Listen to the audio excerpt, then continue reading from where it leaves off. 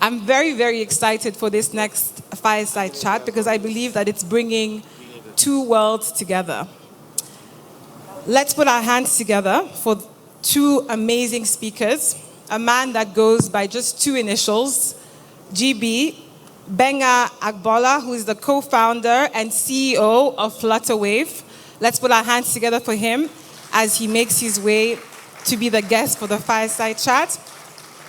And this fireside chat will be led by none other than Adrian, who will be moderating this wonderful conversation. So Adrian Garcia-Aranyos, President of Endeavor, and Olugbenga Agboola, a CEO of Flutterwave. Over to you, gentlemen. Thank you.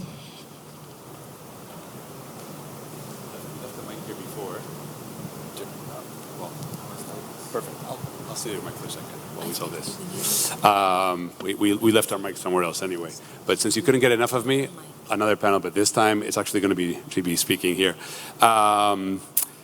I'm a professional script breaker, so the questions that we have, I'm going to rearrange them. But the first thing I was thinking, Endeavor Nigeria was founded in 2018.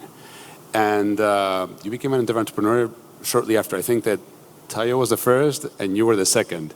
So I'm going to start the question with why? Why did you become an Endeavor entrepreneur? What led you to be part of the Endeavor network? So like Tayo mentioned, right, in this ecosystem, it's really about support and collaboration. And I think Tayo has embodied exactly what that means in terms of partnering and collaborating. I recall Elo also coming to speak to me about Endeavor, and she explained how Endeavor can be a support system for both Flutterwave and every community that's coming along. I recall Daring Endeavor coming to my office in Lekki, look at our financial model, asking tough questions, helping us to think through how we're going to grow and scale the business. And I think that was the tipping point for us about finding a partner that really understands our market. Endeavor being a locally present support system and investor was really a very big piece for us because they are here in Lagos. They understand the local market, the nuances, the context, the grapples we have to face with in building in this ecosystem and this emerging market. And those were the drivers for why Endeavor. So it was a no-brainer when you find a support infrastructure willing to actually support and give you the platform for scale, right? That was a very huge point in deciding yes or no. And I'm happy that today we went through that process from Endeavor to Tosin to Area. That support system is still very much present, and I think that's one of the biggest attractions for me for Endeavor. Perfect. Well, now that we skipped that script, we can go back to our origin. But I think that everyone here knows you, and everyone here knows Flutterwave. But just in case anyone doesn't, and by the way, what a journey since selection to now, and we can talk more about that. But you can tell us a bit more about Flutterwave and a bit more about how this whole thing started back in 2016, was it? Right, so my background, software engineer background, worked in paper, a bunch of banks, from GT Bank to Access Bank to Sterling Bank, to starting a payment company that was acquired by a bank, then starting Flutterwave in 2016. The goal behind Flutterwave is really to democratize access to payment infrastructure across Africa. Africa, as you know, has a very advanced payment system. Everywhere I go to, I say this. There's M-Pesa in Kenya, there's NIPS in Nigeria, there's Paga, there's MTN Mobile Money in Ghana, there's Airtel Money. There's so many amazing payment types that work really well in Africa. But what I saw back in 2016 was the lack of interoperability, so to say, right?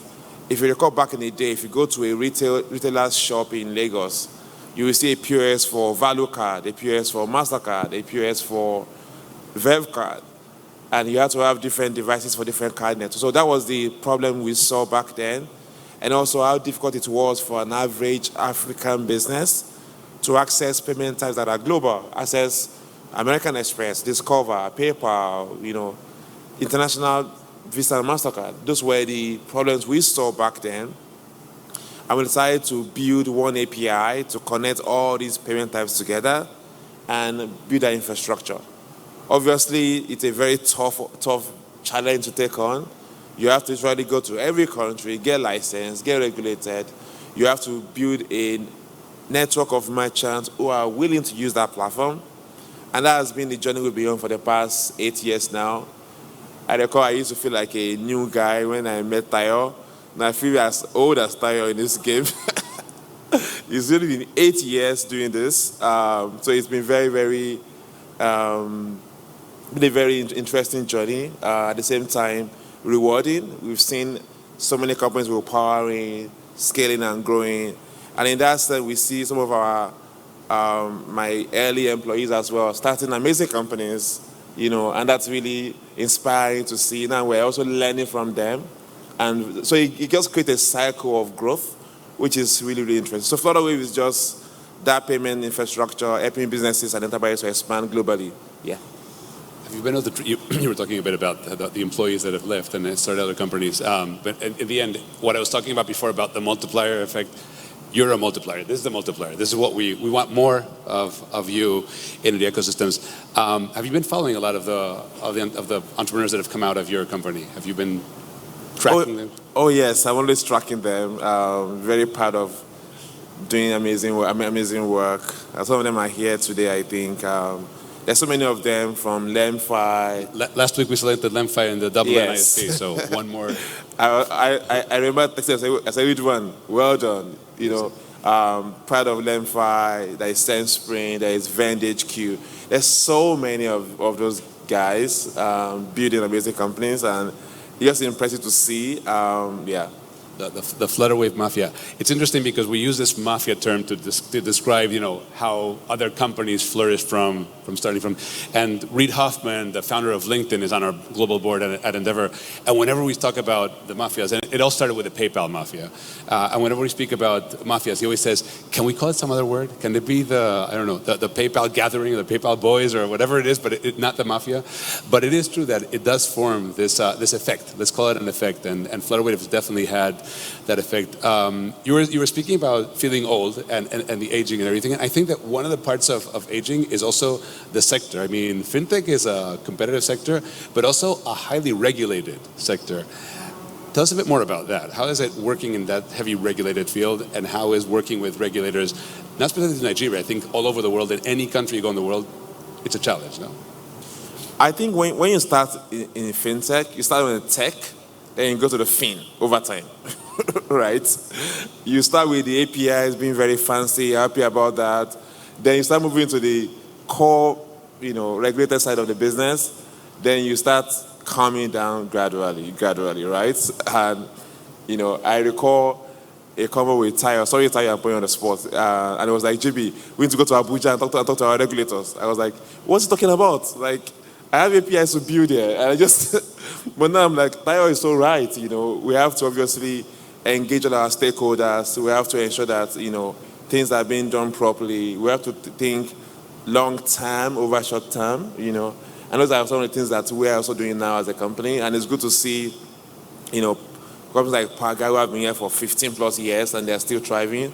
And that gives you hope in this ecosystem that, okay, this can actually be here for a long time to scale. You see InterSwitch still thriving. And like, okay, there's a lot to learn from these guys. And I think that's really important. It's all about sustainability, profitability, the core things that matter. And that's basically what we're also gunning for right now as a company. And I think that's just how you scale, right? And obviously, Africa is not a market where, like Europe, I can get one license and I'm done, right? You really have to go to every country, get regulated, get compliant, get everything done properly, and keep on doing that going forward. The cost of regulation is very high in the emerging market, as you probably know. I was having a chat with someone that 3 of my core big markets are on the FATF list, are on grey list, right? That impacts how I do business automatically. That impacts what I can do in the market at scale. And those are just some of the, the emerging market issues that we face with. But that said, there are also the problems worth solving, right? When we solve them well, the impact is really huge and it's felt, right? I mean, for example, we recently launched American Express, and we see a lot of merchants that we're enabling who can now get paid by customers anywhere in the world, who can access cross-border payments quickly. That is so interesting to see when you see it happen in real life. Just like Tayo was screaming, yes, it worked. That's exactly how we feel every other day, seeing how we're building works. And looking, I mean, you've spoken about the continent. It's an exciting sector.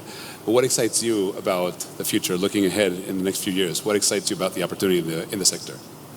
I think it's still early days, which is funny to say. It's still very early days in the maturity of fintech in Africa. There's a lot to do.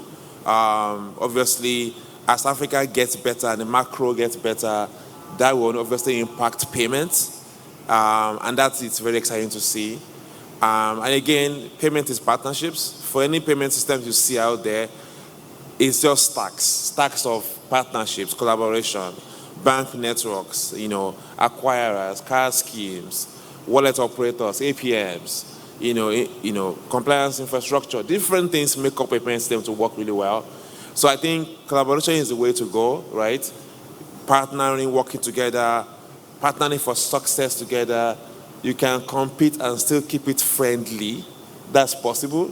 You don't have a corporate competition. And the market is huge enough for a lot of people, to be very honest. As long as you have a great product and it makes sense, I think you are going to have a great market penetration. Speaking about partnerships, you've been partnering with some pretty big PayPal and Visa and others. How has that been, being able to partner with these big major brands?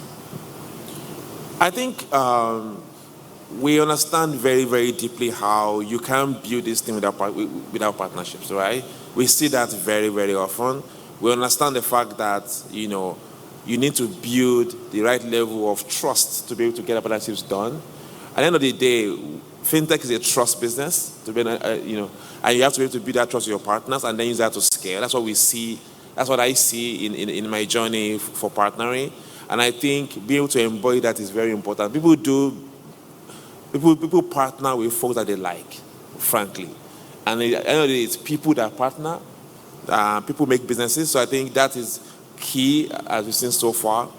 And irrespective of how big a brand is, they want to scale their business. They want to have access to new markets. They want to grow the opportunity. They want to reduce risk. If you can help your partner achieve one or two of those objectives, I think you will see growth in the partnership. Doesn't it? Whenever we speak about everything, it goes down to people. No, it's building that trust and it's relationship building. No, it's the same in running the business. No, it's getting the key people. I'm going to shift gears a bit. No, and we've spoken about how you've been that role model for so many. But what about you when you started? This is not your first rodeo. You're a serial entrepreneur. This is your second, third venture now. What about your mentors? What about your influence? Who are those people that you've been looking up to? For me, a lot of folks who have built in Africa, I respect them a lot. Some of them are in this room, from Tayo to Uncle Bolaji. People that have built in Africa, have scaled their business in this emerging market successfully. It's very easy to actually see them and actually, be able to learn from them. Direct, actual experience that can actually help us in this market. That's important for me. Folks like Tony, people that have actually built business like Herbert, those are people that you see that, yes, they've worked the work, actually. They know how hard it is to be in our continent. And those are people that I think I look up to, like, hey, if we can build to the level they've built to, we'll have done something impressive. So lots of times the beauty of Endeavor is that it's a massive network that is all over the world, and we see how entrepreneurs from different sides of the world end up connecting and becoming peers because they're attacking very, very similar problems in markets, although their markets are worlds apart. Have you been able to build some of those connections at Endeavor with some of your peers that are in Indonesia or Latin America? Oh, yes, I have. A couple of days ago, I was in a call with Gui of Chaka.com, Endeavor as well. The Endeavor network has been very huge for our expansion as well. When we went to Egypt, it was Endeavor that took us to Egypt. We also had a partner there to work with. It's been amazing. And beyond that, from Elo to Tosin to Irayo. Tosin is on our board, by the way, former Endeavor CEO for Nigeria. You see that network growing and scaling. I've been able to build amazing friendship as well through Endeavor with people here, people on the network. And I think that is really incredible.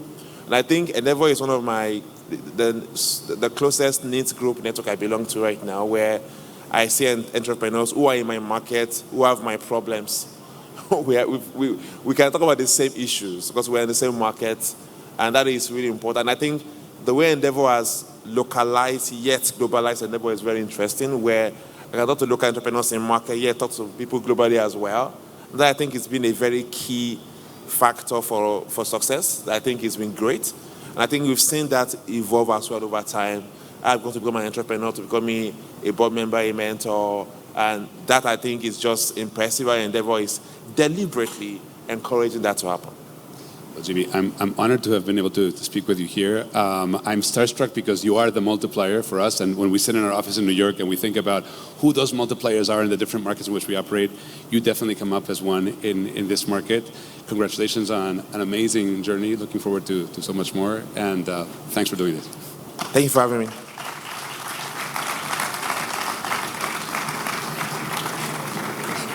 Please kindly come. We need to take some pictures. GB and Adrian, please kindly stay on stage. Don't run off so fast. Please kindly take a picture. Would the board of Endeavor like to join them for a picture? Please kindly take a picture.